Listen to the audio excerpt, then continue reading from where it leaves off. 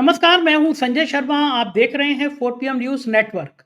राज्यसभा के सर्वे सर्वा माननीय उपराष्ट्रपति जी जगदीप धनखड़ जी के कारनामे आज मैं आपके सामने इतनी बढ़िया तरीके से लाने वाला हूं कि पूरे देश में अभी तक कहीं ये बात आपने सुनी नहीं होगी। क्या हुआ संसद टीवी में कि धनखड़ जी के पसीने आ गए, ये बात मैं अभी थोड़ी देर बाद आपको अभय दुबे जी के संग बाद में चर्चा में बताऊंगा और सुन के आप हैरान हो जाएंगे कि जो व्यक्ति सुप्रीम कोर्ट को इस तरह गरियाता था, उपराष्ट्रपति, आज उसी के लोग न्याय मांगने के लिए आखिर वहां कोर्ट तक क्यों पहुंच गए। बात करेंगे कि अमित शाह ने ये क्यों कहा कि रिटायरमेंट के बाद मैं उपनिषद पढ़ूंगा, वेद पढ़ूंगा और प्राकृतिक खेती करूंगा। ये रिटायरमेंट शब्द कहां से आ गया? अगर मोदी जी के रिटायरमेंट की तरफ इशारा है तो अमित शाह ने ये इशारा क्यों किया? और बिहार का तूफान क्या कहेगा? क्या होगा लोकतंत्र में मतलब? और साथ ही गुजरात में एक पत्रकार ने टूटे हुए पुल की तस्वीर दिखाई, ये कहा कि ये पुल बहुत खंडित हो रहा है, सरकार ने ध्यान नहीं दिया, पुल टूट गया, कुछ लोग मर गए।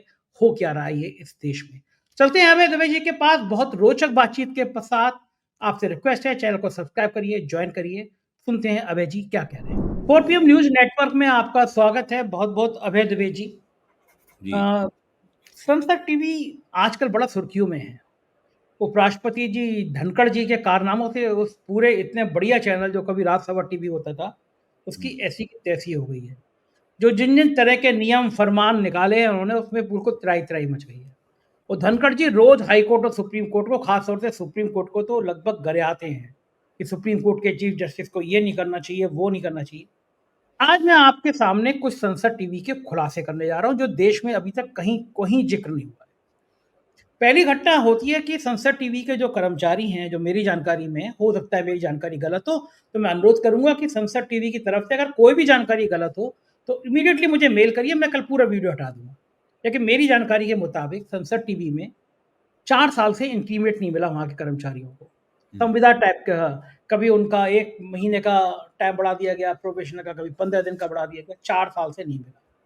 अब इस महँगाई के दौर में जब महँगाई चरम पे जा रही है, हर जगह 10, 15, 20% सैलरी बढ़ जाती है, 5-10%, उनका 4 साल से नहीं मिला इंक्रीमेंट मिला। इस बीच में एक साहब आए, जो पोंजी स्कीम होती है ना, थोड़े-थोड़े पैसे लगाओ, हम डबल करके, ट्रिपल करके देंगे।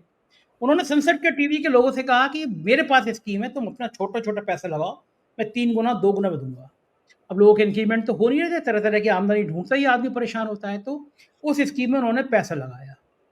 और पैसा लगाने के बाद वो आदमी फरार हो गया। कोई मुस्लिम था तो इसलिए और ज़्यादा चर्चा में आ गया कि संसद टीवी के लोगों तक एक मुस्लिम व्यक्ति की, जब इस समय सरकार के लिए मुस्लिम नाम ही बहुत बड़ा भयंकर हो जा रहा है, एक व्यक्ति की इतनी अप्रोच हो गई कि वो संसद टीवी में घुसकर और ये धोखाधड़ी करके भाग गया। मेरी जानकारी के मुताबिक आज तक नहीं पकड़ा गया। इसके इतर एक और दूसरी बड़ी घटना हुई जो अभी तक मीडिया में रिपोर्ट नहीं हुई। जब 4 साल तक वहाँ पे इंक्रीमेंट नहीं हुआ और बताया गया कि धनखड़ साहब अपने भाई भतीजे परिवार के लोग, राजस्थान के लोग लाकर संसद टीवी में रखना चाहते थे। पूरे टीवी में चर्चा है। मुझे एक निजी चैनल में काम करने वाले एक जर्नलिस्ट, सीनियर जर्नलिस्ट हैं, वो आजकल प्राइवेट चैनल में काम करते हैं, उन्होंने मुझे पुख्ता तौर पे जानकारी दी। मैं फिर कह रहा हूँ कि अगर संसद टीवी को इतराज़ हो, धनखड़ साहब को इतराज़ हो, इमीडिएटली मुझे मेल करें, मैं ये वीडियो हटा लूँगा। लेकिन मेरी जानकारी के मुताबिक जब लोगों ने देखा कि इन सबको निकालने की तैयारी हो रही है, 100 150 लोगों को, और बदले में धनखड़ साहब के दोस्त, नातेदार, रिश्तेदारों को लाने की तैयारी हो रही है, तो पहली बार मैं कह रहा हूँ हर जगह सरकार में हर जगह परंपराएं टूटी हैं।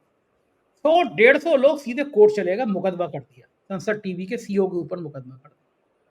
चूंकि उपराष्ट्रपति में तो मुकदमा नहीं हो सकता, लेकिन जब संसद टीवी पर मुकदमा हुआ, कोर्ट में गए, तो मजेदार बात यह कि जिस कोर्ट को खुलेआम गरिया रहे हैं धनखड़ साहब, उसी कोर्ट में उनके कर्मचारी, संसद टीवी के लोग न्याय मांगने पहुंच गए।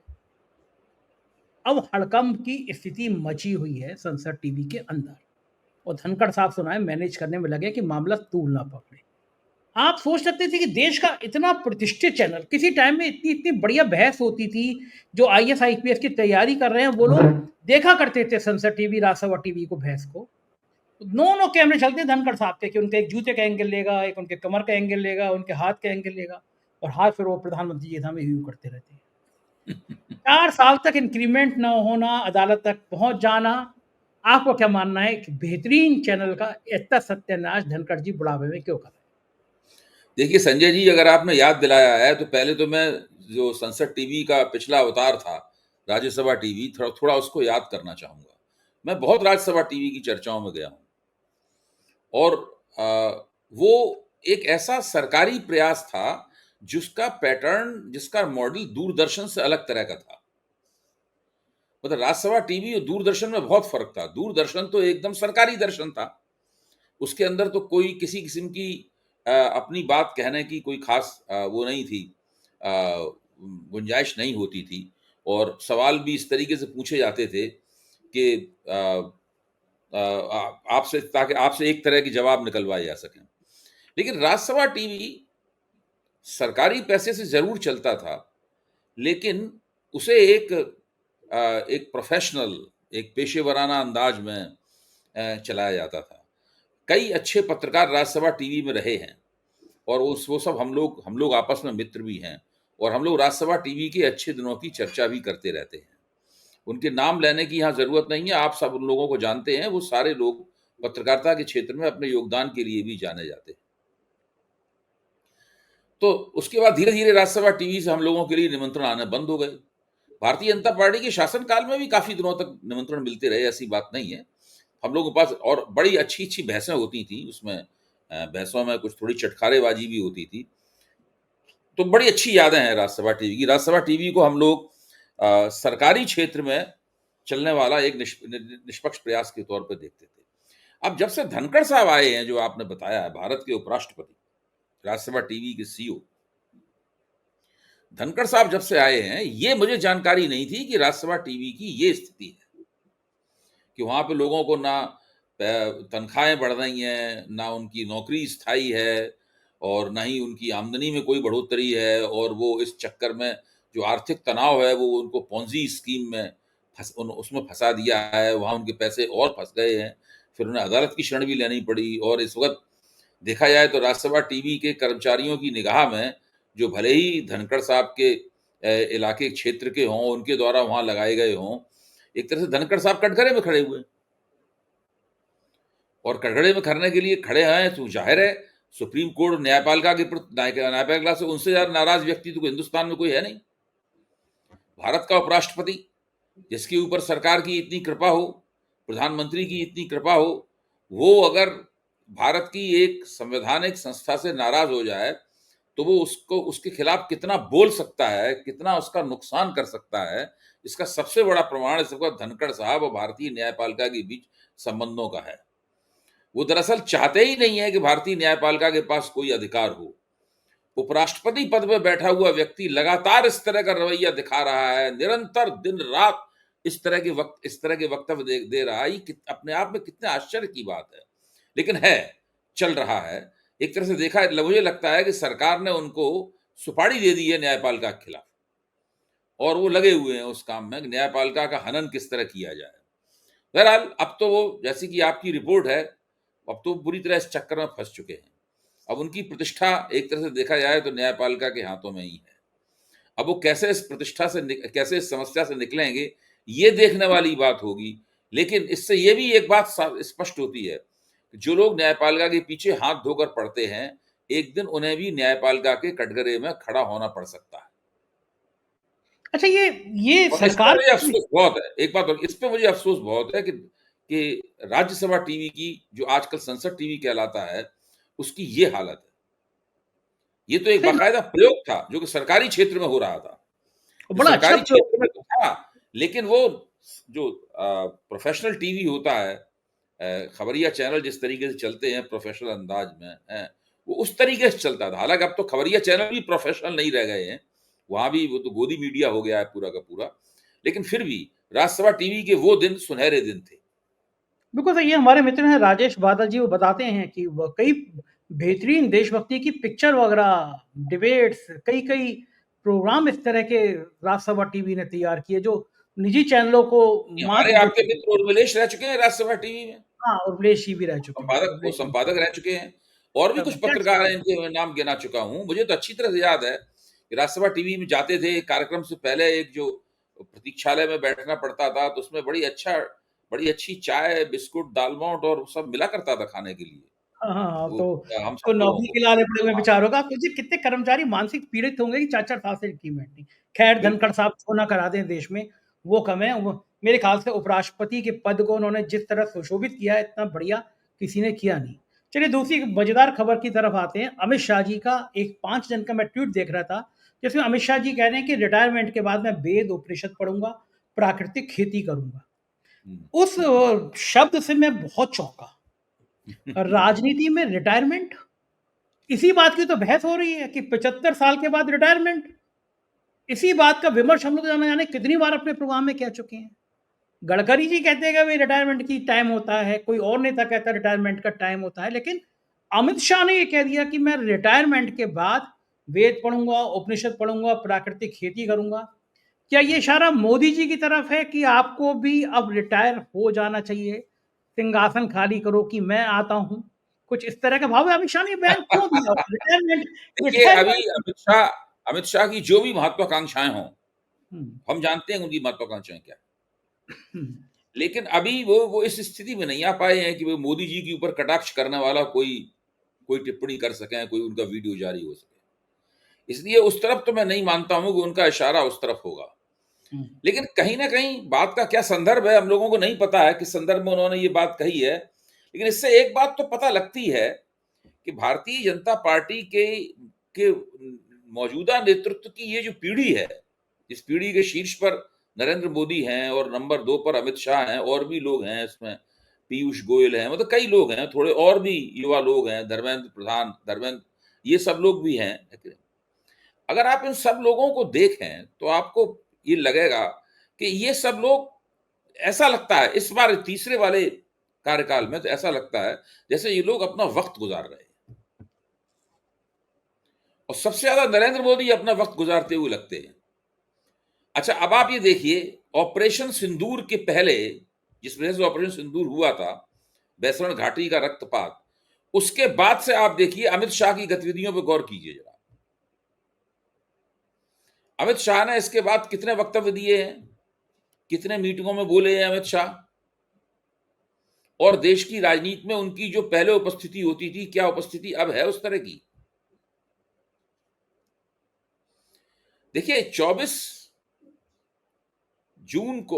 जून को जो परिणाम आया और 9 जून को जो शपथ ली गई, आप उसके बाद से देखिए ये सरकार बहुत ही बुझे बुझे और मन से और उदास तरीके से चल रही है। और चाहे नरेंद्र मोदी की गतिविधियों को देख लीजिए, चाहे अमित शाह की गतिविधियों को देख लीजिए, क्योंकि इन लोगों को पता है कि सत्ता दरअसल इन लोगों के पास अब नहीं है, अगर है भी तो आंशिक रूप से है। जब ऐसा होता है तभी आदमी के मन में अवकाश प्राप्त करने की, संन्यास का थोड़ा वैरागी भाव आ जाता है, और जब वैराग्य सताने लगता है आपको, तब आप इस तरह की बातें करते हैं कि मैं प्राकृतिक खेती करूंगा और वेदों का अध्ययन करूंगा। मोदी जी को अगर कोई कह दे वेदों का अध्ययन करूंगा, तो मोदी जी कहेंगे वेद तो मैंने खुद ही लिखे हैं। ये मजेदार बात है आपकी। वो वो तो जो वाभ्रव्य पंजाब के इलाके में वेद लिखे गए, पंजाब हरियाणा के इलाके में, तो उस इलाके में उस वक्त तो मेरा उसी का तो पुनर्जन्म है मेरा। आज मैं मोदी जी का एक बहुत पुराना वीडियो आ रहा था, वो देख रहा था, उसमें मोदी जी कह रहे थे कि मेरा जो बनाने वाला, मुझे जिसने बनाया है, मतलब उसने मेरे दिमाग में एक इस तरीके का सॉफ्टवेयर डाल दिया है कि मैं कभी भी छोटी बात तो सोच ही नहीं सकता हूं। वैसे ही सॉफ्टवेयर जैसा सुधीर चौधरी बता रहे थे कि 2000 नोटों में चिप लगा दी गई है। हाँ, तो उनके यहाँ मोदी जी के दिमाग में तो एक खास तरह का चिप लगा हुआ है, चिप्स, उसमें सॉफ्टवेयर है उसके अंदर, इससे वो कोई छोटी बात सोच ही नहीं सकते मुझे। तो वो मोदी जी को ये कहना कि आप संन्यास लेने के बाद वेद पुराणों का अध्ययन कीजिए, खतरे से खाली नहीं है। बात बात तो सही और है। अमित बात शाह तो से ज्यादा सही है। मोदी जी कोई नहीं जानता। हाँ, वो तो दोनों एक ही, 2 जिस्म एक जान है, ये तो बिल्कुल सही हाँ, बात है, राजनीति में 2 जिस्म एक जान है। एक बिहार के आज कल के घटनाक्रम पे अभी हम चर्चा करेंगे, लेकिन उससे पहले एक दूसरे विषय पे मैं चर्चा करना चाहूँगा। गुजरात में एक पुल था। एक पत्रकार ने वीडियो बनाया कि ये पुल टूट रहा है, दिखाया उसने टूटते हुए पुल पे ट्रक जा रहे हैं। वीडियो वायरल हुआ लेकिन किसी ने देखा नहीं, और वो पुल टूट गया, कुछ लोगों की मौत हो गई। गुजरात में आपको याद होगा मौरवी के पुल का चर्चा अभी तक हम भूले नहीं हैं। बंगाल में एक बार पुल गिर गया था तो प्रधानमंत्री जी ने कहा था ये तो ईश्वर का संकेत है कि सत्ता जा रही है। गुजरात में एक पुल टूट रहा है, पत्रकार दिखा रहा है, तब भी प्रशासन को होश नहीं और फिर पुल गिर जाता है, लोग मर जाते हैं। क्या कहा जाए और किन शब्दों में कहा जाए, इस दर्द देखिए, को कैसे जाए? पुल आज के भारत में पुलों का टूटना, वक्त से पहले पुलों का गिर जाना, इस प्रकार की दुर्घटनाएं बिल्कुल आम हो गई हैं। मोदी जी इस बात को कई बार बड़े गर्व से कहते हैं और उनके समर्थक भी इस बात को कहते हैं कि हमारी सरकार में कोई बहुत बड़ा स्कैंडल नहीं हुआ। हुँ, उनका इशारा ये होता है कि पिछली सरकार में मनमोहन सिंह की सरकार में वो सब कोयला घोटाले वगैरह हुए थे, हमारी सरकार में कोई बड़ा स्कैंडल नहीं हुआ।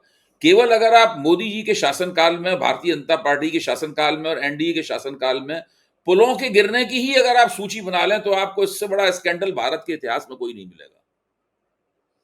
ये इस बात का प्रमाण है कि किस बड़े पैमाने पर इस सरकार के अंदर तरह-तरह के भ्रष्टाचार हो रहे हैं और पुलों का गिरना, उनके रख-रखाव की कमी, उनकी समस्या, उनके बनने में किया गया भ्रष्टाचार, ये सब इस बात का बहुत प्रमाण है। ये एक अजीब-सी बात है कि इस सवाल को लेकर अभी तक विपक्ष अदालत में नहीं गया। एक जनहित याचिका नहीं डाली गई कि भाई इस देश में इतने पुल गिर रहे हैं, इसकी कोई जाँच-पड़ताल होनी चाहिए। भाई एक ज़माने में भारत में बड़े-बड़े पुल और फ्लाईओवर बनाने वाली जो भारत भारत सरकार की जो संस्थाएँ थीं, पब्लिक सेक्टर की जो संस्थाएँ थीं, उन संस्थाओं की सारी दुनिया में प्रतिष्ठा थी। दुनिया के दूसरे देशों में वो जाती थीं पुलों को और फ्लाईओवरों को बनाने के लिए। आज स्थिति ये है कि पूरे देश में बिहार में पुल गिर रहे हैं, गुजरात में पुल गिर रहे हैं, महाराष्ट्र में पुल गिर रहे हैं, लगातार गिर रहे हैं सर और रुक नहीं पा रहे हैं बिल्कुल ये। मैं तो ये मानता हूं कि ये अभी पुल गिरना शुरू हुए हैं, अभी एयरफोर्स के हवाई जहाज गिरने का सिलसिला भी शुरू हो गया है। देखिए ना एयरक्राफ्ट का एक हुआ उसमें पायलट की मौत हो गई। मतलब एयर वाले सेंटर ये जगुआर था जो गिरा। हाँ, और करीब 80 के दशक में खरीदा गया था, यानी इसको 40 से 45 साल पुराना है। बताइए। आप सोचिए, अभी तो इसका मुझे मतलब ये है कि वायुसेना जो है इतने पुराने विमान उड़ाते रहने के लिए मजबूर है। सही बात है, नए विमान नहीं खरीदे जा रहे हैं। नए विमान प्रधानमंत्री मिल जी ही नहीं रहे हैं आपको। प्रधानमंत्री जी का तो नया जहाज आ गया, बल्कि आज मुझे एक और खबर पता चली, मैं भी उस पे और रिसर्च करूँगा कि सिंगापुर से फ्लाइट उड़ी। सिंगापुर से जब फ्लाइट उड़ी तो अचानक वहाँ जितने लोग थे यात्री उनसे कहा गया कि इमरजेंसी लैंडिंग होनी है। इस शब्द को सुनते ही इंडिगो की फ्लाइट थी, लोगों की हवा खराब हो गई। तो तुरंत मास्क-वास्क नीचे आ गए वहाँ पे और फ्लाइट अंततः मलेशिया के किसी जगह पे लैंड हुई। उससे पहले जलने की बहुत महक आ रही थी। अब आप सोचिए, सिंगापुर से उड़े हों, अचानक अनाउंस हो कि आपकी इमरजेंसी लैंडिंग हो रही है और जहाज में जलने की महक आ रही। जो लोग बैठे हैं उनकी मन स्थिति समझिए। जहाज मलेशिया में लैंड हुआ, उसके बावजूद 15 मिनट तक वहाँ पे जहाज के अंदर लोग बैठे रहे, बताया जाता है। जी, और फिर उसके बाद में जब उतरा वहाँ पे लोग उतारे गए, तो के बीच में कई लोगों ने ट्वीट कर दिया, एक्स पे लिख दिया। तो जब उनको लाया गया, बताया गया कि जहाज के पायलट को सूचना मिली थी, सिग्नल था आग का, लेकिन वो गलत सिग्नल मिल गया था, कुछ ऐसा हुआ नहीं था। जबकि वहाँ जो लोग मौजूद थे उन्होंने कहा कि कार्गो से जलने की महक आ रही थी, आग लगी थी। लेकिन अब मुझे किसी एक ज़िम्मेदार अफ़सर ने बताया कि भारत कुछ एक बड़े आयोजन की तैयारी कर रहा है ओलंपिक और बड़े खेलों की। ऐसे में अगर ये मैसेज हो जाए कि भारत का एयर स्पेस सुरक्षित नहीं है, तो बहुत परेशानी हो जाएगी। इंडिगो को निर्देश दिए गए कि खबर दबा दी जाए, कह दी जाए कि अलार्म गलत था। मैं पड़ताल कर रहा हूँ, इस पे एक मैं अलग से रिपोर्ट तैयार करूँगा कुछ संजय जी, लोगों की। एक दुर्घटना की मैं चाहता नहीं हूं कोई दुर्घटना हो। मैं ये हुँ, मेरी बात का ये मतलब ना निकाला जाए, इसलिए पहले हुँ, साफ कर हुँ, देता हूं। हुँ, जिस तरह की दुर्घटना अभी हुई है, हुँ। उस तरह की एक दुर्घटना होने की और जरूरत है, फिर भारत के एयर स्पेस को सारी दुनिया में असुरक्षित मान लिया जाएगा। जी। भले ही अधिकृत घोषणा हो या ना हो। और हाँ। ऐसा होगा तो ये बहुत दुर्भाग्य की बात होगी, पूरे भारत की प्रतिष्ठा का प्रश्न होगा। इतना ज़्यादा खराब एयर एविएशन सिस्टम हो गया है, मुझसे बता रहे थे लोग कि जो अ, ये कवर करते हैं ये मंत्रालय, वो पत्रकार लोग कभी भी एयर इंडिया के जहाज़ों में नहीं बैठते। उनको पता है स्थिति क्या है और लेकिन हमारी सरकार तो माशाअल्लाह है। पुल की बात आपने कही, मैं एक दिन सोच रहा था कलकत्ता क्या हावड़ा ब्रिज को देख रहा था मैं। हुँ, मैं सोच रहा था कि उस ज़माने में जब तकनीक इतनी कम थी, कैसे वो ब्रिज बना दिया गया होगा? अंग्रेज़ों के बनाए हुए न जाने कितने पुल देखे मैंने। मुझे अंग्रेज़ों का बनाया हुआ कोई पुल नहीं गिरता। ये इन नेताओं के, जसपाल भट्टी बहुत अच्छे व्यंग्यकार थे, वो लिखते थे कि ठेकेदार जिस पुल को बनाया उस पुल से कभी ना गुजरे, पता नहीं कब टूट जाए। तो ये लिख जाना चाहिए कि ये मोदी सरकार का बना हुआ वो पुल है, पता नहीं कब गिर जाए। दूसरी खबर की तरफ आते हैं। हड़ताल हुई 25 करोड़ लोगों के लिए, दर्द था कि सरकार उनकी बात नहीं सुन रही। उधर बिहार में राजनीतिक तापमान बहुत बढ़ा हुआ था। राहुल गांधी और तेजस्वी ने जो दम दिखाया है बिहार में, उसने तूफान मचा दिया है। लग रहा है कि बिहार एक नई क्रांति कर सकता है। इस दोनों चीज़ों पे, जो हड़ताल हुई और जो बिहार का आंदोलन हुआ, उस पे आपका क्या मानना है? विस्तार से समझाइए। संजय जी, बिहार में वो लड़ाई चल रही है जो दरअसल अगर कामयाब हुई तो पूरे देश में लोकतंत्र के काम आएगी, और अगर नाकाम रही वो लड़ाई तो पूरे देश में लोकतंत्र के लिए एक बहुत बड़ा खतरा पैदा होगा। क्योंकि बिहार में अगर ये जो रिवीजन स्पेशल रिवीजन चल रहा है वोटर लिस्टों का, अगर विपक्ष ने संघर्ष करके, इसमें सुप्रीम कोर्ट नहीं होता कि शायद कल तक सुप्रीम कोर्ट का भी फैसला आ जाए, मतलब अगली सुनवाई में ही आ जाएगा फैसला। तो ऐसी स्थिति में मैं ये मानता हूं कि लोकतंत्र को इससे बहुत बड़ी राहत मिलेगी, क्योंकि जो नई वोटर लिस्ट जो बनाई जा रही है, ये एक तरह की ऐसी वोटर लिस्ट है जो जिससे सत्तारूढ़ एनडीए अपने आप को बहुत सहज महसूस करेगा। देखिए, मैं हमेशा कहता रहा हूं, मैंने 4 PM के मंच पे भी इस बात को कहा है कि मेजोरिटेरियनिज्म का क्या मतलब है। मेजोरिटेरियनिज्म का मतलब ये है परमानेंट मेजोरिटी। एक बार जिसको मेजोरिटी मिल गई, मेजोरिटी लगातार बार बार उसी को मिलनी चाहिए, ये मेजोरिटेरियनिज्म, ये बहुसंख्यकवाद है। वरना लोकतंत्र में तो जो बहुमत और अल्पमत होता है वो तो बदलता रहता है, आज जो बहुमत में है वो कल अल्पमत में है। तो भारतीय जनता पार्टी चुनाव आयोग के जरिए एक ऐसा इंतजाम करने में लगी हुई है कि एक ऐसी मास्टर वोटर लिस्ट तैयार हो जाए सारे देश के अंदर, जिससे भारतीय जनता पार्टी को बार बार चुनाव जीतने में सुविधा रहे। तो ये मेजोरिटेरियनिज्म का एक संस्थागत गारंटी है, मेजोरिटेरियनिज्म की, बहुसंख्यकवाद भारत में स्थापित करने की एक संस्थागत गारंटी। अब ये कैसे होगा, सोचिए आप जरा। चुनाव आयोग ने स्वयं स्वीकार कर लिया है कि 20% वोटर बिहार में कम हो जाएंगे इसके। वो 20% वोटर किसके खाते के होंगे, इस पे सोचने की जरूरत है। क्या सारे के सारे 20% वोटर आरजेडी के खाते के होंगे, या नीतीश कुमार के खाते के होंगे, चिराग पासवान के खाते के होंगे, या इनमें सब लोगों में आपस में वो वोटर बढ़ जाएंगे, कुछ थोड़े बहुत भाजपा के खाते में भी जाएंगे? नहीं, इस तरह से नहीं होगा। आज मुख्य चुनाव आयोग ने घोषित किया है कि 57% फॉर्म जमा हो गए। जिन लोगों को फॉर्म बांटे गए थे उसमें से 57% फॉर्म बता रहे, लेकिन ये नहीं पता है कि 57% फॉर्मों में से कितने फॉर्म्स के साथ में दस्तावेज भी लगे हैं। असली बात यह है, फॉर्म की संख्या से बहुत ज्यादा प्रभावित होने की आवश्यकता नहीं है। अब सवाल यह, किसी के पास, किसी में पूरे दस्तावेज लगे होंगे, किसी के में अधूरे दस्तावेज लगे होंगे, किसी में बिल्कुल दस्तावेज नहीं लगे होंगे। इसके बाद क्या होगा कि चुनाव आयोग के एक अधिकारी के पास ये अधिकारी को ये जिम्मेदारी दे दी जाएगी कि हर जिले में वो तय करेगा कि कौन से फार्म को, कौन सा फार्म जो अधूरा है या इसमें कमी है उसको स्वीकार करे और उसको वोटर लिस्ट में उसका नाम जोड़े, और कौन सा फार्म स्वीकार न करे, वोटर लिस्ट में नाम जोड़ने से इनकार कर दे और वो आदमी वोटर न रह जाए, ये उसको अधिकार होगा। अब आप सोचिए वो ये काम कैसे करेगा। मैंने बिहार में विपक्ष के कई लोगों से और पत्रकारों से बातचीत की, सबके दिमाग में एक ही बात घूम रही है कि वहां पर जो भाजपा के कार्यकर्ता बैठे होंगे, वहां पर जो संघ के लोग बैठे होंगे, वो इसमें प्रमुख भूमिका निभाएंगे कि कौन सा फार्म स्वीकार किया जाए और कौन सा फार्म अस्वीकार किया जाए। मोटे तौर पे एक समझ होती है कि ये व्यक्ति जो है वो आरजेडी का वोटर होगा, ये व्यक्ति कांग्रेस का वोटर होगा, ये व्यक्ति सीपीआई एमएल का वोटर होगा, ये व्यक्ति वीआईपी पार्टी का वोटर होगा। ये मोटे तौर पे एक समझ होती है।